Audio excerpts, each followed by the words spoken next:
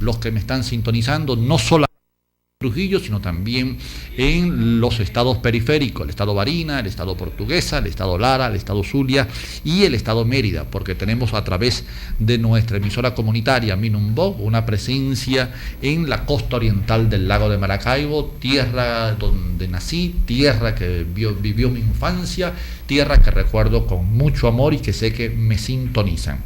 Seguimos entonces en este espacio. Hay temas del dominio público, temas que son muy interesantes.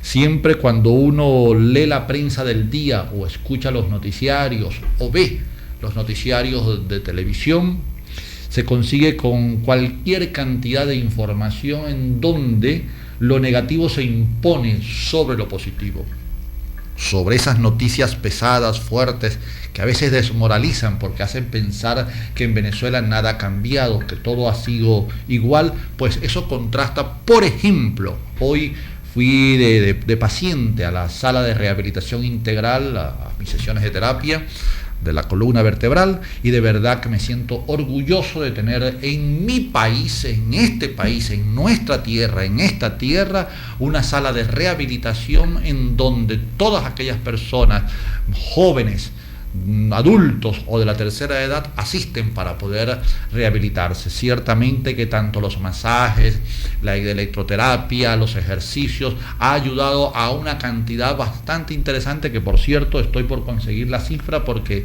tengo entendido que desde el año 2003 o 2004 a la fecha han pasado más de 5 millones y tanto de personas que han disfrutado de este beneficio social, este beneficio de salud pública que se llaman las salas de rehabilitación. No es cierto que todo lo que sucede en el país es malo. No es cierto que las cosas erradas, fatales, ineptas que suceden en el país sea lo dominante. También hay acciones, hay actividades, hay hechos que son positivos. Por eso tenemos que ver la realidad con un criterio objetivo, pero no con imparcialidad. Tenemos que ser preciso, ser objetivo, lo cual implica además ver la realidad tal cual como es. No se puede negar que delante de mis ojos hay una cordillera andina, aunque también dentro de esa cordillera andina hay piromaníacos, hay gente que provoca incendios y daña la montaña. Tenemos que ver el fuego, pero también tenemos que ver el verdor de las montañas. De esa manera nosotros entendemos el periodismo, de esa manera entendemos la política, de esa manera entendemos la vida, entre esas fuerzas del bien y del mal, entre esas fuerzas que los chinos llaman el yin y el yang.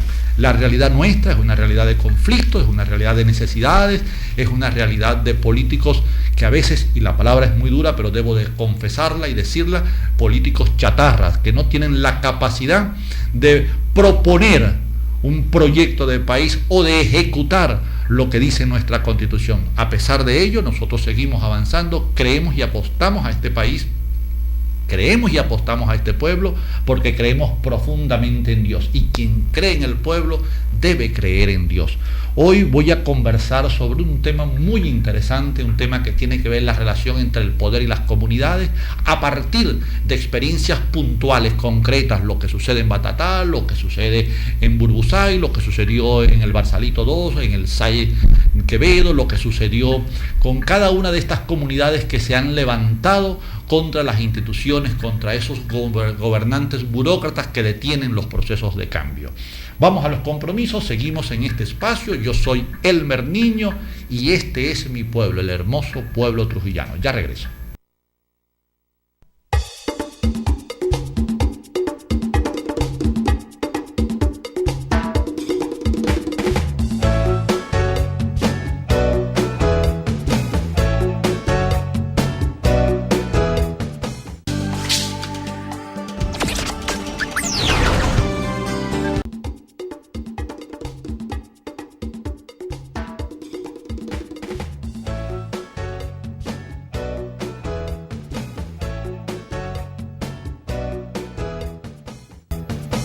El tema de la participación protagónica del pueblo y el poder de las instituciones. Hay una especie de conflicto entre lo que la comunidad debe hacer y hace y lo que las instituciones y los funcionarios, que ayer eran militantes de partidos políticos, hoy siguen siendo militantes partidistas, pero con el control político de las instituciones, hacen para que estas comunidades no logren sus objetivos. Y ese conflicto, esa lucha entre una comunidad alzada que reclama con justicia que se le repare la calle, que se le repare el hospital, la escuela, que se dé seguridad, y estos funcionarios públicos que hacen cualquier cantidad de objeción cuando el pueblo se alza. En función de esta reflexión, he querido conversar hoy con mi colega y amigo Luis Arias, quien además, antes de entrar en el tema de la conversación, quiero anunciar que Luis está produciendo en este momento en el Canal 22 un extraordinario programa.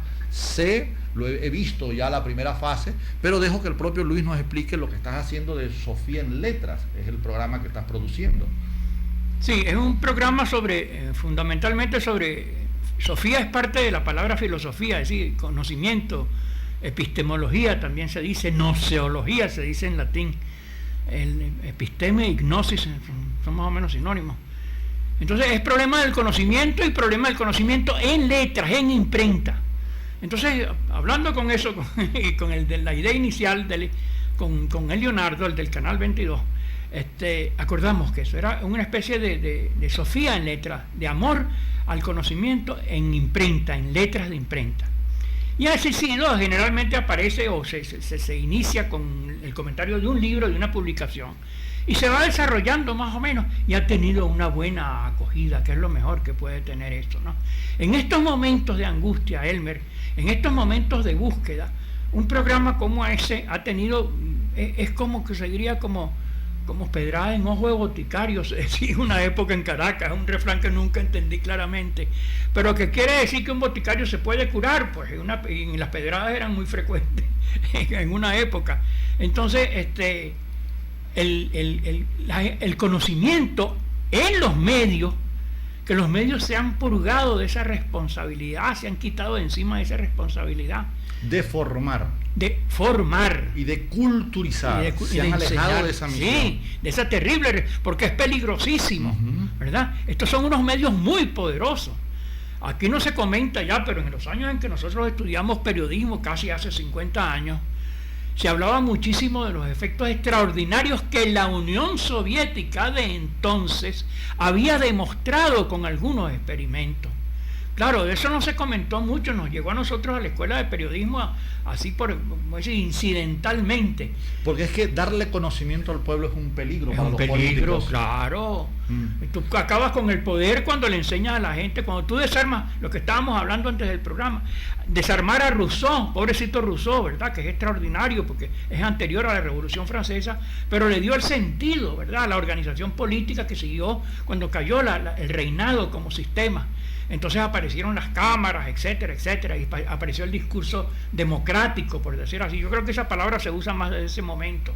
Luis, perdón, ¿el Sofía en Letras saldrá cuándo está? Ya está lunes a las 8 y viernes a las 8 en el cable. En el cable, en el Canal 22. Sí. Y va a pasar a otras cosas que no entiendo bien. El Leonardo es quien controla eso. Ok, ¿de una hora el programa? Es una hora el programa. Sí, esta es la segunda fase, porque ya supe que antes habías hecho el programa. Ya lo había hecho antes, sí, lo interrumpimos, no recuerdo por qué.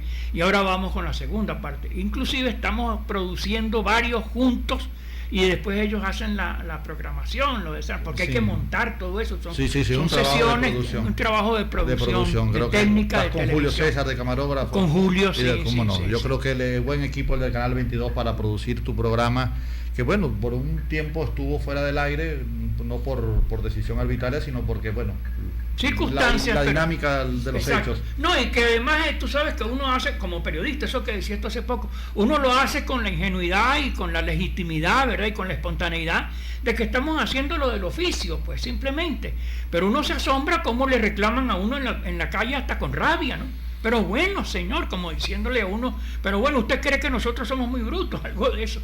Lo mismo me ha pasado con el programa radial. Pero es importante, es decir, claro. Yo creo que si algo tenemos que nosotros agradecer es la comunicación directa que en este momento estamos logrando con una alta audiencia de radio y una alta audiencia de televisión, porque hay una crisis de discurso comunicacional. Sí. Es decir, por un lado, periodistas que están viendo solamente el pedazo de la realidad que les interesa y otros que lo ocultan. Entonces, yo creo que hay que ser, como te decía, tomando una frase de un periodista argentino, Massetti, cuando decía, todos somos objetivos los periodistas, pero no somos imparcial. Hay momentos donde hay que tomar posición. Y en este momento creo que hay que tomar posición. Por eso quería conversar contigo, Luis, y te agradezco la presencia. Y es, yo he venido observando y he venido comentando además las acciones de ciertas comunidades alejadas del monitoreo partidista o del control del partido de gobierno, como el caso, por ejemplo, de Batatal, que ayer tuvimos dos señoras acá muy valientes que están reclamando en nombre de 16 consejos comunales el tener una línea de transporte. Yo lo escuché. Okay. El caso de Burgusay, el caso del SAI, donde una comunidad se alzó por un terreno que de uso, por tradición, estaba al servicio de la comunidad y vinieron los propietarios y hicieron otra cosa. El caso del Barsalito. Tengo la impresión, y ahí es donde viene la reflexión contigo, ¿qué sucede? Que la comunidad quiere avanzar y a veces los organismos públicos lo detienen, lo frenan con cantidad de recursos. Sí, bueno, la tradición, fíjate, volvemos a caer en Rousseau, el contrato social, por eso fue un libro 1700 ¿cuánto? 50 y algo así, que estremeció el mundo. Estremeció al mundo intelectual, eso llegó hasta Caracas, eso se leía, etcétera, etcétera. Ya estaba a punto de irse Simón Rodríguez de aquí, etcétera. Y Miranda nace en 1750, en Bolívar nace en el 83, Bello nace 2 años antes, 1780 o algo así, 81. Entonces, pero esos muchachos en efervescencia se reunían en los corrales a discutir eso porque era un nuevo mundo. Había caído el rey en la Revolución Francesa, habían decapitado a los reyes, que es gravísimo, ¿verdad? En un espectáculo público, ¿no? Que es cuando el doctor Guillotin inaugura la cuchilla esa, ensaya la cuchilla. La guillotina. La guillotina, de ahí viene el nombre. Entonces, ahorita estamos en una circunstancia similar. Por decirlo así. En Venezuela. Sí.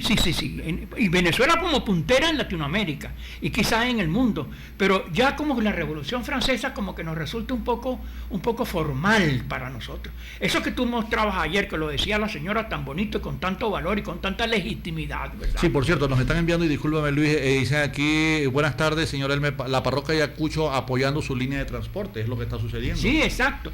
Entonces tenemos eso y tenemos además a veces que de repente un pasajero se baja en una alcabala. ¿Por qué? Porque ustedes tienen eso muy alto y yo quiero dormir. Y entonces se baja y le queja a la Guardia Nacional. La comunidad está asumiendo el poder. Estamos estrenando un poder. Claro. Vamos, Luis, a los compromisos de nuestros medios y seguimos en esta conversación sobre el papel de las comunidades y la acción del gobierno que a veces detiene la fuerza liberadora que tiene el pueblo. Ya regresamos.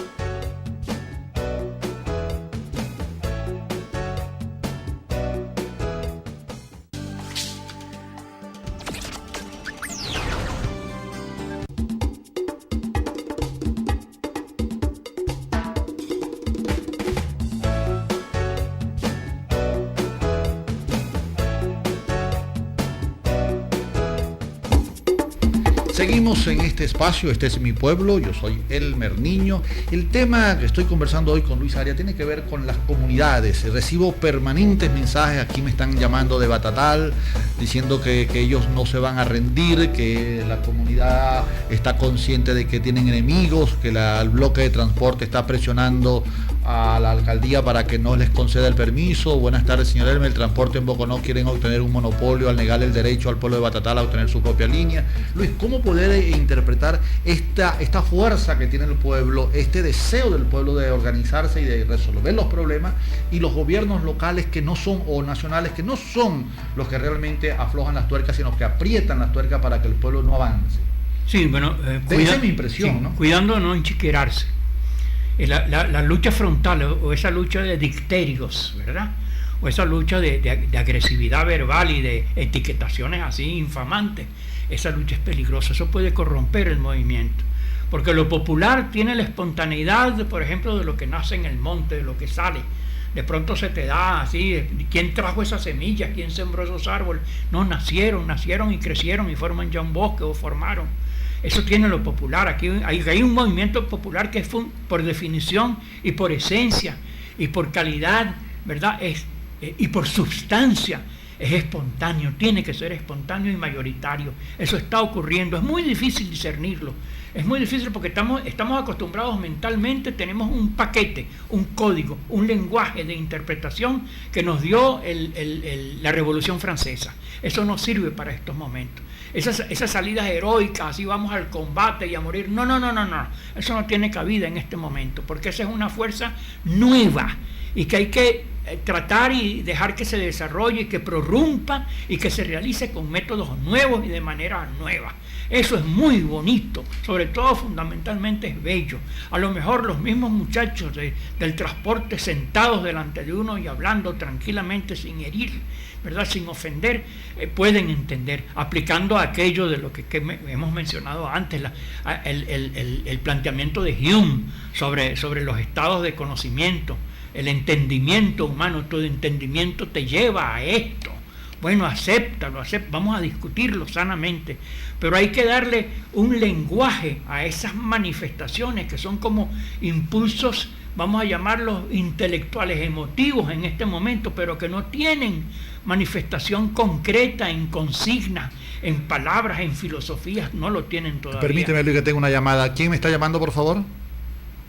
¿Aló? ¿Aló? Buenas tardes, amigo. ¿Aló? Por favor, hay una... ¿Aló? Sí, buenas tardes, ¿cómo está? ¿Quién habla? El señor Freddy de la Boca del Monte. Ajá, ¿qué tal, Freddy? ¿Cómo estás? Bien, dime, hermano.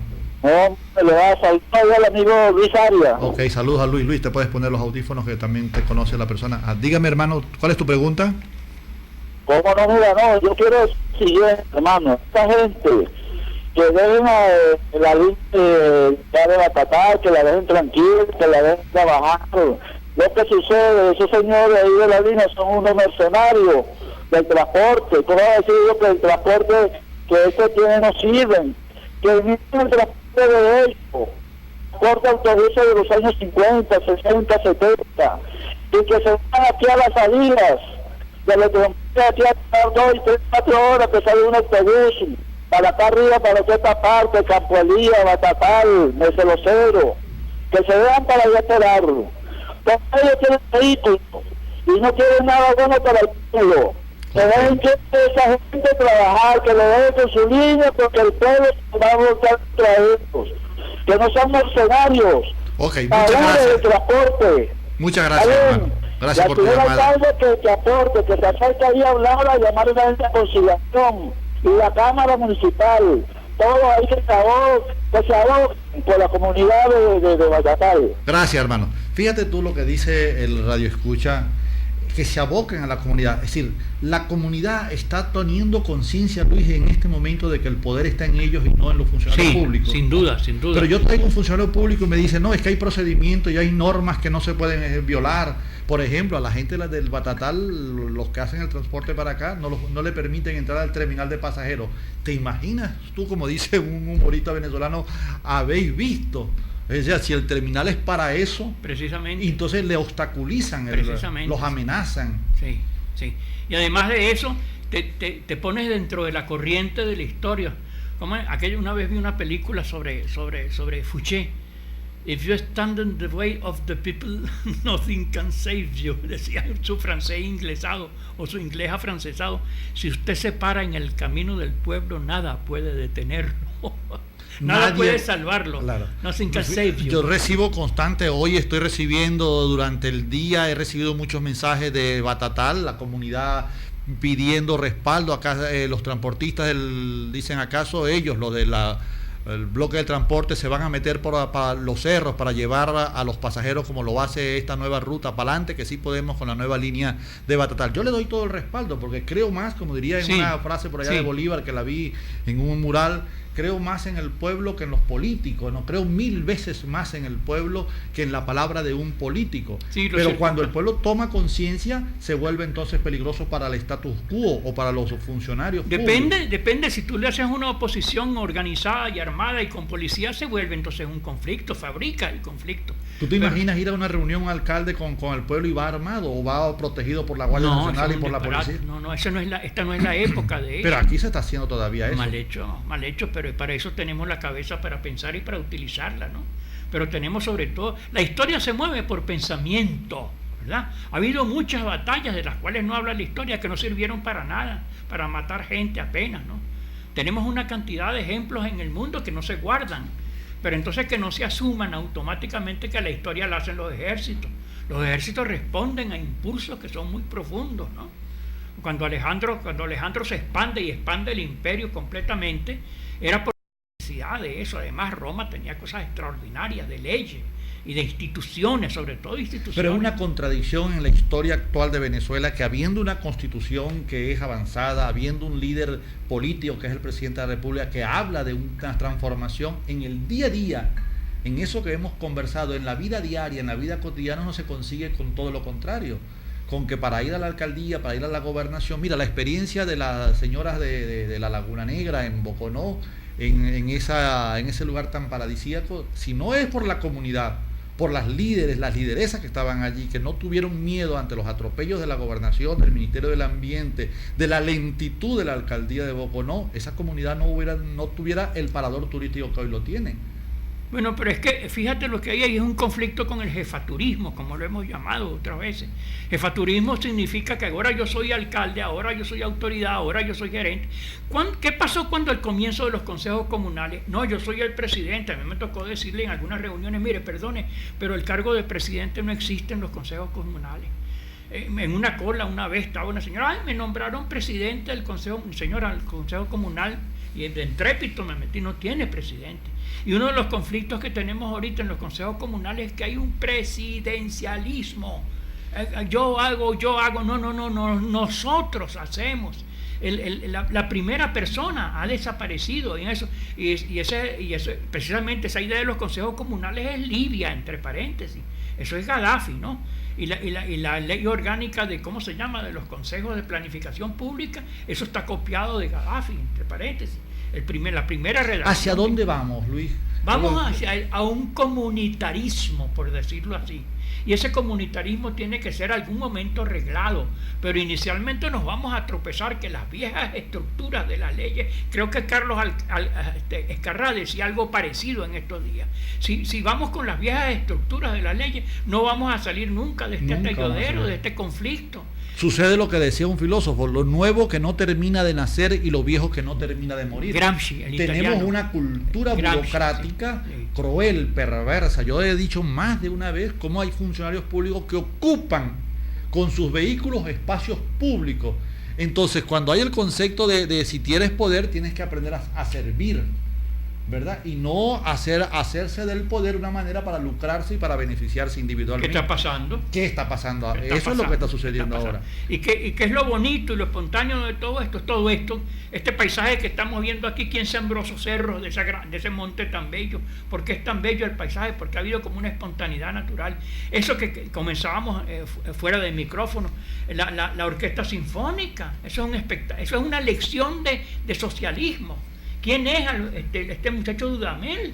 Dudamel es un muchacho de liceo, compañeros de alguna gente de aquí, de Boconó, etcétera, pero que se le permitió, esa obra es de Abreu, entre paréntesis, ¿verdad? El niño que toca la trompeta, 2 nuevos violonchelistas que hay que ya han asombrado a Rusia. Porque es que el pueblo es creador. Porque el pueblo es creador. Me están diciendo aquí, buena señor Elmer, la línea de Burbusay no cumple, ojo, pero la comunidad todavía no ha tenido... No tenemos conciencia del poder que tiene. No tenemos la noción del poder. Porque entonces esta tendencia... Ni nos podemos poner a darle trompadas o a pelearlo o tirarle silletazos a los de esas líneas. Tenemos que sentarnos a hablar. ¿Cuándo se tiene el poder en la comunidad, Luis? Cuando se adquiere noción de que el razonamiento tiene potencia, tiene fuerza.